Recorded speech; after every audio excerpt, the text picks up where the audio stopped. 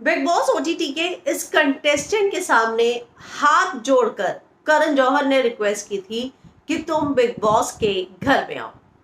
हालांकि उसको इस शो की बिल्कुल जरूरत नहीं थी, लेकिन करण चाहते थे कि उनका पहला जो है इस तरीके का रियलिटी शो है, वो भी बिग बॉस जैसा इतना बड़ा, तो अगर ये कंटेस्टेंट आएगी तो इनके शो को टीआरपी मिलेगी। खुद करण जौहर ने इस बात का खुलासा किया। आप समझ ही गए होंगे कि करण ने जो है किस तरीके से कल दिव्या अग्रवाल को जो टोंट मारे हैं, जिस तरीके से उनको बहुत ज्यादा, अगर मैं कहूं तो इंसल्ट किया है, मतलब मुझे भी फिर दिव्या पर दया आने लग गई थी। तो दिव्या ने इतने रियलिटी शो किए हैं, मुझे इसकी जरूरत नहीं थी, और क्या बाकी लोगों को तो जरूरत है। जिस पर करण ने कहा कि यही तो एक कंटेस्टेंट है जिसके घर में गया था, हाथ जोड़े थे कि तू आ जा। तो एक बात साफ है कि दिव्या अग्रवाल, उन्होंने बहुत सारे शो किए हैं, हम भी मानते हैं, रियलिटी शो में एमटीवी पे जो शोज आते हैं उसमें उन्होंने बहुत अच्छा, अगर मैं कहूँ तो परफॉर्म भी किया। लेकिन यहाँ पर चीजें बहुत अलग हैं और इन सारी चीजों को लेकर उनकी शमिता से भी तू मैं हुई थी।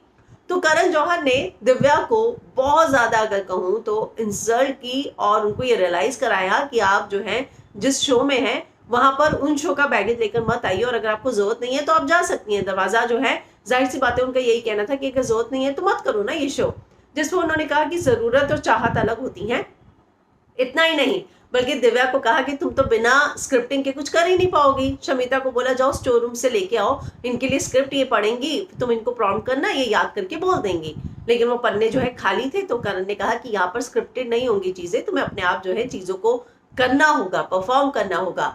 यहां तक बोल दिया करण जौहर ने कि प्रतीक और दिव्या के झगड़े जो हैं वो बहुत ज्यादा प्री प्लान लग रहे हैं, और ये बात तो मैं भी मानती हूँ, मुझे वो झगड़े जो है वो प्री प्लान ही लग रहे थे। और वो सारी बातें जो मैंने आपके साथ रिव्यू में की थी कि प्रतीक की रियल पर्सनालिटी क्या है, उस पर भी करण जौहर ने सवाल उठाए। तो एक बात तो तय है कि दिव्या अग्रवाल को लेकर जो है वो बहुत स्ट्रांग थी, लेकिन वो गलत रास्ते पर चल पड़ी थी। तो अब ये बात की चर्चा हो रही है कि क्या दिव्या अब टॉप में नहीं जाएंगी, क्योंकि पहले ही हफ्ते उनकी इतनी बाट लगा दी गई। लेकिन मैं आपको याद दिला दूं कि रुबीना को भी पहले दूसरे हफ्ते इसी तरीके से कहा गया था, उनकी भी इंसल्ट की जाती थी, लेकिन बाद में रुबीना विनर बनी। तो ये तो पहला हफ्ता है, तो ऐसे में जज नहीं करना चाहिए। मुझे लगता है कि दिव्या जो है, अब उनको ये बात समझ में आ गई है कि यहाँ पर ये एटीट्यूड कैरी नहीं करना है कि मैंने इतना काम किया है। आपका हर काम आपके नए काम की तरह होना चाहिए और उसमें उतने ही एफर्ट डाले जाएं। ये मुझे लगता है कि दिव्या को ये बात समझ आ गई है और अब जो है वो बहुत अच्छा परफॉर्म करेंगी।